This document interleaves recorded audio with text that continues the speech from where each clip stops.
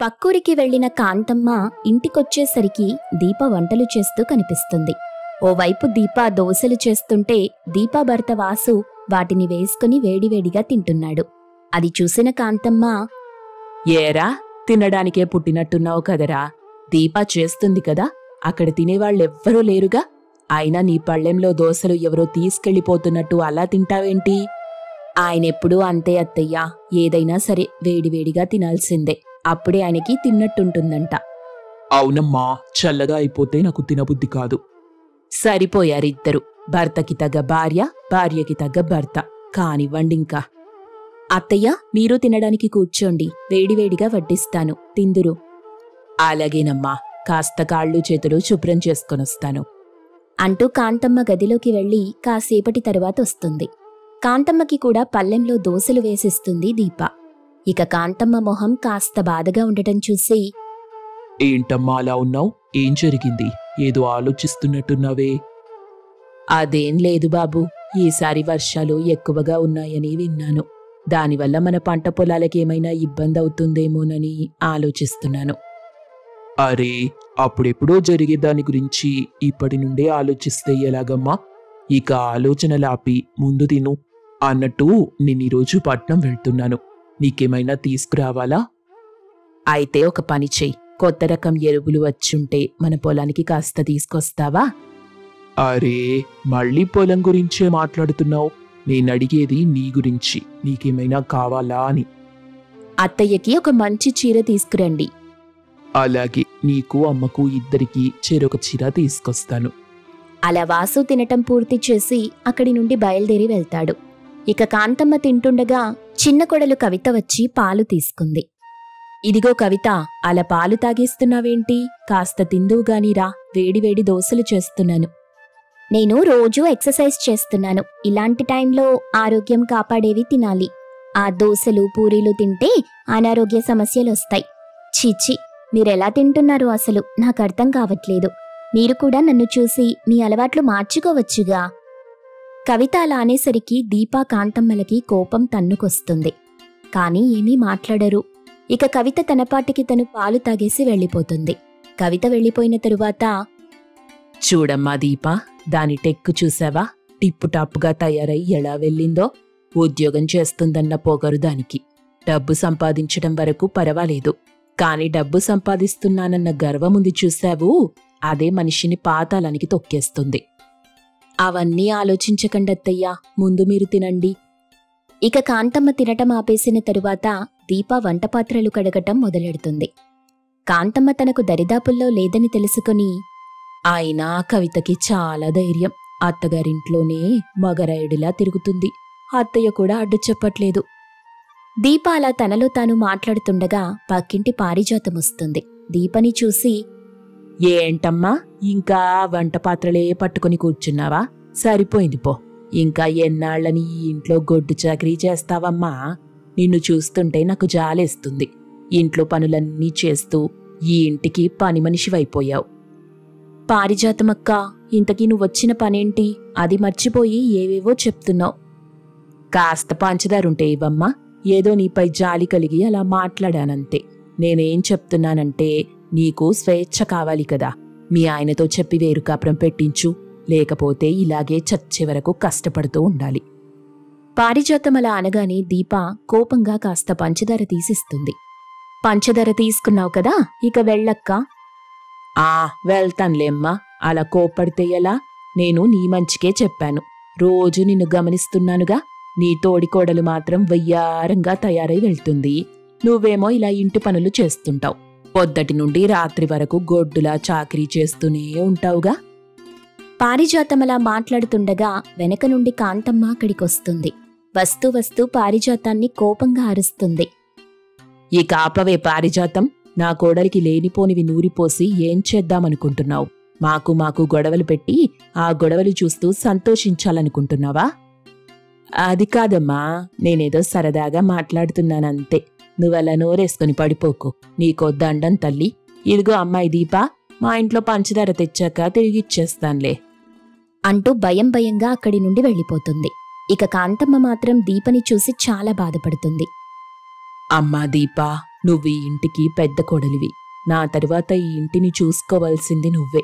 నేనున్నా లేకున్నా నువ్వు మాత్రం ఈ కుటుంబాన్ని విడిపోకుండా చూసుకోవాలి. ఎప్పటికీ మనమంతా ఉమ్మడి కుటుంబంలాగే ఉండాలని నా ఆశ. అత్తయ్యా, మీరేం బాధపడకండి. అంతా మీరనుకున్నట్టుగానే జరుగుతుంది. నేనితరుల మాటలు విని నా జీవితాన్ని పాడు చేసుకునే రకం కాదు. మీరెక్కువగా ఆలోచించి మీ మనసు పాడు చేసుకోకండి అంటూ దీప వంటపాత్రలు కడగటం మళ్లీ మొదలెడుతుంది. ఇక ఆ రోజు రాత్రి వంట చేస్తున్న దీపాకి పాచిపోయిన వంట వాసనలొస్తాయి. బయటకి వచ్చి చూస్తే కవిత కొత్త కొత్త రకం వంటలు తీసుకొచ్చి తింటూ ఉంటుంది. అది చూసిన కాంతమ్మ, అరెరే, నువ్వు తినేవేంటి పాచిపోయిన వాసనొస్తున్నాయి? అవి తెచ్చినప్పటి నుండి ఆ వాసన భరించలేకపోతున్నాను.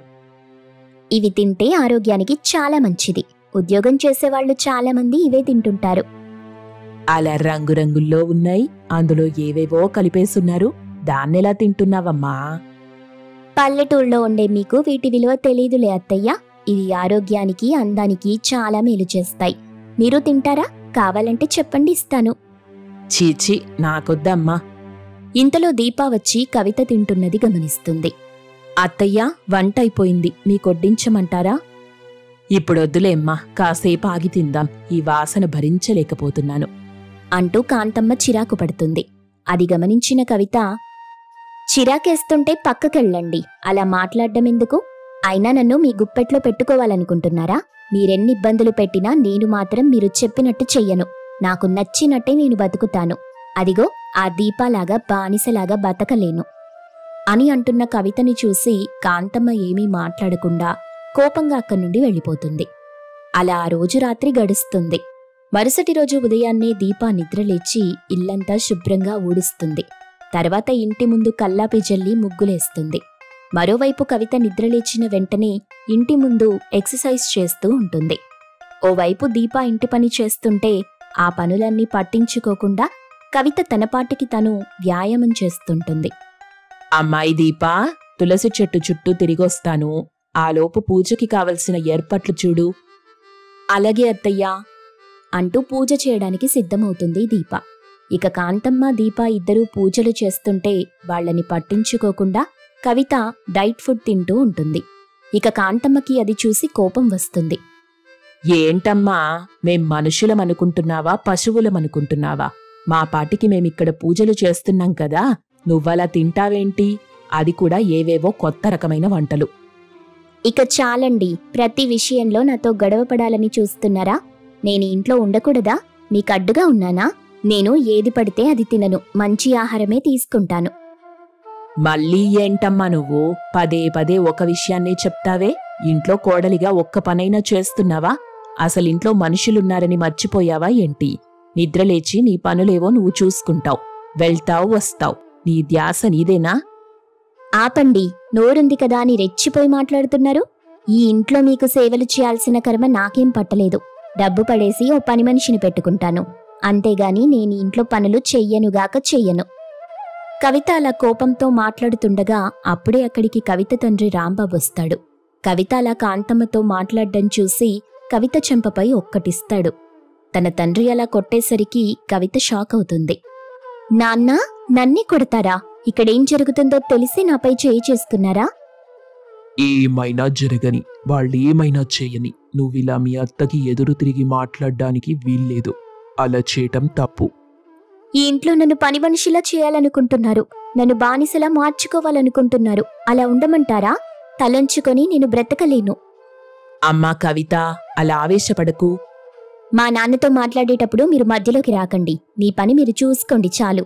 కవిత అలా అనడంతో మరోసారి లాగిపెట్టి కొట్టాడు రాంబాబు. రాంబాబు అలా కొట్టడంతో కవిత కన్నీళ్లు పెట్టుకుంది. తల్లి లేని పిల్లవని గారాబంగా పెంచాను. నిన్ని ఇంటికి కోడలిగా ఎందుకు పంపించానో తెలుసా? అమ్మ లేని లోటు తీరుతుందని. కాంతమ్మ లాంటి అత్త దొరకటం నీ అదృష్టం. ఒంటరిగా బ్రతికితే అది బ్రతుకు కాదే. అలా బ్రతికితే ఎంత బాధగా ఉంటుందో నాకు తెలుసు. అందుకే నేను ఉమ్మడి కుటుంబానికి కోడలిగా పంపాను. నువ్వొకసారి గమనించావా? మీ అత్త దీప ఇద్దరూ అత్త కోడళ్లలా నీకేనాడు కనిపించుండరు. ఇద్దరూ మంచి స్నేహితుల్లా ఉంటారు. వాళ్ళని చూసి నాకు ముచ్చటేసింది.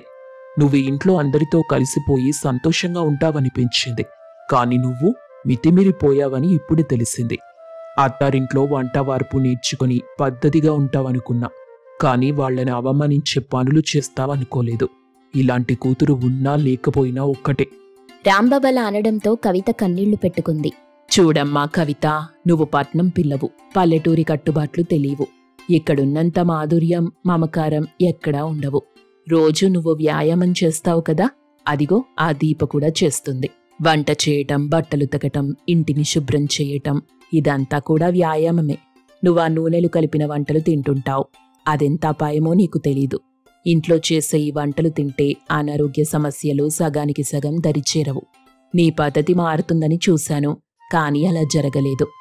కవిత, నిన్నే రోజు నా తోడికోడలిగా చూడలేదమ్మా. నిన్ను నా చెల్లిలాగే చూశాను. ఒక్కరోజు కూడా నీతో పనులు చేయించాలని చూడలేదు. నేనే ఇంటి పనులు చేశాను. ఇది మనిల్లు, మన జీవితాంతం బ్రతకాల్సినిల్లు. పెద్దవాళ్లని గౌరవించి వారి అడుగుజాడల్లో నడవటం మన బాధ్యత కవిత. నువ్వేం తప్పు చేయలేదు, తప్పని తెలియక చేశావంతే. దీప అలా చెప్తుంటే కవిత కన్నీళ్లు పెట్టుకుంటూ, నేను తప్పు చేశాను, మిమ్మల్ని బాధ పెట్టి తప్పు చేశాను. కోడలిగా ఎలా ఉండాలో నాకు తెలిసొచ్చింది. అత్తయ్య, దీపక్క, నన్ను క్షమించండి. కవిత అలా తన తప్పు తెలుసుకుని క్షమించమని అడగడంతో దీపా, కాంతమ్మ బాధపడుతున్న కవితను ఓదార్చారు. ఇక అప్పటి నుండి దీపా, కవితలు కలిసిమెలిసి ఉంటూ ఏ సమస్య లేకుండా ఆ కుటుంబంలో సంతోషంగా బ్రతుకుతారు. కోడళ్ళని చూసి కాంతమ్మ కూడా ఆనందిస్తుంది. శ్రీపురం అనే గ్రామంలో రమాదేవి అనే ధనవంతురాలుండేది. ఆమెకు డబ్బుకి లోటు లేదు, కాని మంచితనం కొరత ఉండేది. రమాదేవికి ఒక కొడుకున్నాడు, పేరు కిరణ్. ఒకరోజు కిరణ్ తన తల్లి రమాదేవితో, అమ్మా, నేను నీకొక విషయం చెప్పాలి. ఏంటో తొందరగా చెప్పు, నాకు చాలా పనులున్నాయి. అమ్మా, నేను దివ్యాని అమ్మాయిని ప్రేమించాను. ఆమెను పెళ్లి చేసుకోవాలనుకుంటున్నాను. ఏం మాట్లాడుతున్నావు కిరణ్? పెళ్ళా? అసలు ఆమె మన స్థాయికి సరిపోతుందా? అమ్మా, దివ్య చాలా మంచమ్మాయి, అందరినీ గౌరవిస్తుంది. ఆమె తల్లిదండ్రులెవరు? వాళ్ళ ఆస్తులేంటి? మనకి దీటుగా నిలబడగలరా? అమ్మా, పెళ్ళంటే ఆస్తులు చూసి చేసుకునేది కాదు కదా, మనుషుల మనసులు చూసి చేసుకోవాలి. మనుషుల మనసులు నాకు అవసరం లేదు. మన స్థాయికి తగ్గ సంబంధం కావాలి.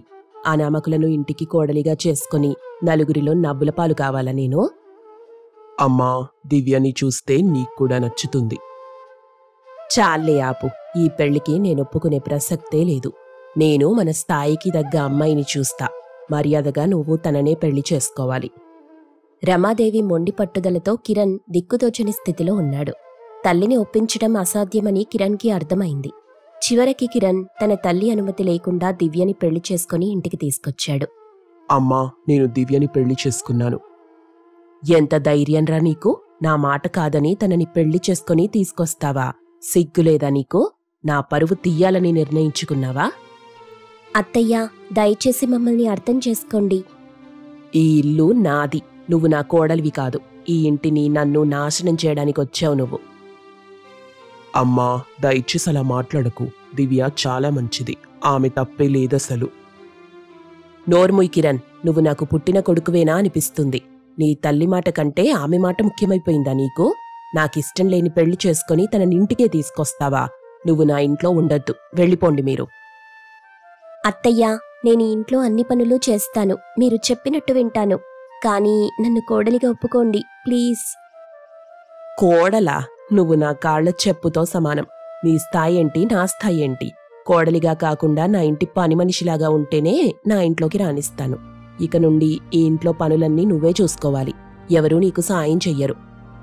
ఆ రోజు నుండి రమాదేవి దివ్యని ఇంటి కోడలిగా కాకుండా పనిమనిషిలా చూడ్డం మొదలెట్టింది. ఇంట్లో అన్ని పనులు దివ్యే చెయ్యాలి. రమాదేవి కోడల్ని చీటికి మాటికి తిడుతూ చిన్నచూపు చూస్తూ ఉండేది. ఇంకా టిఫిన్ అవ్వలేదా? గంటల తరబడి ఏం చేస్తున్నావక్కడ? నేను ఆకలితో చచ్చిపోతున్నాను. నీకు చేత కాకపోతే చెప్పాలి కదా, వేరే పని మనిషిని పెట్టుకుంటాను. అత్తయ్య, ఇప్పుడే అయిపోతుంది, వేడివేడిగా పెడతాను. నువ్విలాగే చేస్తే ఈ ఇంట్లో పనులు ఎప్పటికీ అవ్వవు. నీకిక్కడ పని చెయ్యాలనే ధ్యాసే లేదు. మా ఇంట్లో ఇంతకుముందు పనిచేసిన పని మనిషి నీకంటే చాలా నయ్యం. కిరణ్, నీ భార్య ఇంట్లో పనులు సరిగా చెయ్యట్లేదు. పెళ్లి చేసుకున్నావన్న పేరుకు మాత్రమేనా? కొంచెమైనా బాధ్యత ఉండాలి కదా. అమ్మా, దివ్య అన్ని పనులు చేస్తుంది కదా, కొంచెం కూడా విశ్రాంతి లేకుండా పనిచేస్తుంది. విశ్రాంతి కావాలా? పెళ్లి చేసుకొనొచ్చి మహారాణిలా కూర్చుంటారా? ఇంట్లో పనులు చేస్తేనే కదా దానికి విలువ తెలిసేది. నేను ఎంత కష్టపడి ఈ ఇంటిని కట్టానో మీకు తెలీదు. నా కష్టమంతా ఈ అమ్మాయి వచ్చి నాశనం చేస్తుందనిపిస్తుంది. అమ్మా, మాట్లాడకుండా ఏం చేస్తాను? నువ్వు కూడా ఆమెకు వత్తాసు పలుకుతున్నావు. నువ్వు కూడా నాకెదురు మాట్లాడుతున్నావు. నీకేమైనా బుద్ధుంటే ఈ ఇంటి పనులన్నీ నీ భార్యను సరిగ్గా చేసేలా చూసుకో. లేదంటే ఆ పనులన్నీ ఎలా చేయించాలో నాకు తెలుసు. రమాదేవి మాటలు దివ్యకు గుండెల్లో బాధ కలిగించినా అన్నీ ఓర్చుకుంటూ ఉంది. ఆమెకు కిరణ్ మద్దతు తప్ప ఇంకెవ్వరూ లేరు. కిరణ్ తల్లి ప్రవర్తన చూసి బాధపడేవాడు కాని ఆమెను మార్చలేక ఏమనలేకపోయేవాడు. కిరణ్ కొన్ని రోజుల పాటు క్యాంపుకు వెళ్లాల్సొచ్చింది. దివ్య, నేను క్యాంపుకి వెళ్ళాలి. కొన్ని రోజులుండను. నువ్వు జాగ్రత్త. అమ్మతో ఏమైనా ఇబ్బందొస్తే నాకు ఫోన్ చెయ్యి. ధైర్యంగా ఉండు. కిరణ్, నువ్వు లేకుండా ఎలా? నాకు కొంచెం భయంగా ఉంది. భయపడకు దివ్య, నేను తొందరగా తిరిగొచ్చేస్తా. అమ్మతో సర్దుకుపోవడానికి ప్రయత్నించు. ఇంకా వెళ్ళలేదా కిరణ్? ఎప్పుడూ ఆ అమ్మాయి పక్కన చేరి ముద్దు ముద్దుగా బాగా మాటలు చెప్తావు. వస్తున్నానమ్మా. నువ్వు నన్ను చూసుకోవాలి, ఇంటి పనులన్నీ చూసుకోవాలి. కిరణ్ వెళ్లిపోయిన కొన్ని రోజులకి అదే సమయంలో దివ్య గర్భం దాల్చింది. ఈ విషయం రమాదేవికి తెలిసినా ఆమె ప్రవర్తనలో ఎటువంటి మార్పు రాలేదు. ఏంటే, నువ్వు గర్భంతో ఉన్నావంటగా? నిజమేనా? ఎప్పుడో నాకు చెప్పాల్సింది పోయి ఇప్పుడు బయటపడిందా? అవునత్తయ్యా. అబ్బో, అప్పుడే వారసునివ్వడానికి తొందరపడిపోయావా? బానే ఉంది. కాని గుర్తుంచుకో, గర్భం వచ్చిందని పనులు మానేయడానికి వీల్లేదు. ఇంట్లో అన్ని పనులు నువ్వే చెయ్యాలి. ఈ ఇంటికి నువ్వు కేవలం ఒక పని మనిషివే. అత్తయ్యగారు, కొంచెం అలసటగా ఉంది. కడుపులో అసౌకర్యంగా ఉంది. కొన్ని పనులు బయట వాళ్లతో చేయించమని అడుగుతున్నాను. నేను ఎక్కువ శ్రమ పడలేకపోతున్నాను. బయట వాళ్ళ? అంత డబ్బు వీళ్ళకి వాళ్ళకి ఇవ్వడానికి నేను సంపాదించలేదు. నువ్వు నా కోడలివి కాదు, పని మనిషివి. పని మనిషికి అలసటేంటి? నీకు డబ్బు కావాలంటే వెళ్ళి బయట పని చేసుకో. ఈ ఇంట్లో ఏ పనికి లోటు రాకూడదు. ఒకరోజు రమాదేవికి తీవ్రంగా జ్వరం వచ్చి మంచాన పడింది. దివ్య ఆమె పక్కన కూర్చుని తడిగుడ్డతో నుదుటిని తుడుస్తూ ఉంది. అత్తయ్య, జ్వరం కొంచెం తగ్గినట్టుందా? కొంచెం పర్వాలేదు. నువ్వెందుకు ఇక్కడ కూర్చున్నావు? వెళ్ళి విశ్రాంతి తీసుకో. నీ ఆరోగ్యం ముఖ్యం. అత్తయ్య, మీకు బాలేనప్పుడు నేనెలా వెళ్ళి విశ్రాంతి తీసుకోగలను? మీకు నేను సేవ చేయకపోతే ఇంకెవరు చేస్తారు? కానీ నువ్వు గర్భంతో ఉన్నావుగా, నీకు కష్టమవుతుందిగా. కష్టమేముందత్తయ్యా? నా అత్తయ్యకు నేను సేవ చేసుకోవటం అదృష్టం. మీరు తొందరగా కోలుకోవాలి. నాకదే కావాలి. నేను నిన్ను ఎన్ని మాటలన్నాను, ఎంత బాధ పెట్టాను. పని మనిషిలా చూశానుగా. అయినా నువ్వు నా పట్ల ఇంత ప్రేమ చూపిస్తున్నావేంటి? అత్తయ్యా, మీరు కోలుకున్నాక అప్పుడు మాట్లాడుకుందాం. ఇప్పుడు విశ్రాంతి తీసుకోండి. దివ్య, నువ్వు ఎంత గొప్పదానివి. నేను చేసిన పాపాలకు నువ్వింత సేవ చేస్తున్నావు. నేను నిన్ను చాలా తప్పుగా అర్థం చేసుకున్నాను. నిజంగా నేను నిన్ను చాలా బాధ పెట్టాను. అత్తయ్యా, అలా మాట్లాడకండి. మీకు జ్వరం ఇంకా ఉంది. విశ్రాంతి తీసుకోండి. నేను మీ పక్కనే ఉంటాను. మీకేదైనా కావాలంటే చెప్పండి. అలా రోజులు గడుస్తాయి. ఒకరోజు రమాదేవితో దివ్య, అత్తయ్య, మీకిప్పుడెలా ఉంది? నేను బానే ఉన్నాను. కానీ నువ్వు నా కోసం ఎంత కష్టపడ్డావో చూశాను. నేను నిన్ను ఒక పని మనిషిలా చూశాను. నిన్ను ఎన్నో మాటలు అన్నాను. గర్భంతో ఉన్నావని కూడా చూడకుండా పనులు చేయించాను. నన్ను క్షమించు తల్లి. అత్తయ్యా, అలా అనకండి. మీరు నా అమ్మలాంటివారు. అమ్మ కోసమే చేశాననుకుంటా. ఇందులో క్షమించాల్సిన అవసరమేం లేదు. లేదు దివ్య, నాది చాలా పెద్ద తప్పు. నేను అహంతో కళ్ళు మూసుకుపోయి డబ్బుంది కదా అని మనుషులకు విలువ ఇవ్వలేదు. నువ్వు నా కొడుకుని ప్రేమించావు. నా కోడలిగా ఇంటికొచ్చావు. కానీ నేను నిన్ను ఎంత బాధ పెట్టాను అని చెప్పుకొని బాధపడుతుంది. కిరణ్ క్యాంపు నుండి తిరిగొచ్చాక ఇంట్లో వాతావరణం మారిన తీరు చూసి ఆశ్చర్యపోయాడు. అమ్మా దివ్య, ఏమైందిక్కడ? వాతావరణం ఇంత ప్రశాంతంగా ఉంది. నేను కలలో గాని ఉన్నానా? రండి కిరణ్, క్షేమంగా తిరిగొచ్చారు. రానాయన కిరణ్, నీకోసమే చూస్తున్నా. నీ దివ్య నన్ను మార్చేసింది. అమ్మా, అసలేం జరిగింది? కిరణ్, మీరు వెళ్లిన తరువాత అత్తగారికి జ్వరం వచ్చింది. నేను దగ్గరుండి చూసుకున్నాను. తర్వాత ఆమెలో మార్పొచ్చింది. అమ్మా, నా కళ్ళను నేను నమ్మలేకపోతున్నా. నా చిన్నప్పటి నుండి నిన్నిలా ప్రేమగా ఎప్పుడూ చూడలేదు. నువ్వు మారుతావని అస్సలు ఊహించలేదు. అవునరా కిరణ్, నేను చాలా అహంకారంతో ఉన్నాను. డబ్బుంటేనే సంతోషం అనుకున్నాను. కానీ దివ్య నా కళ్ళు తెరిపించింది.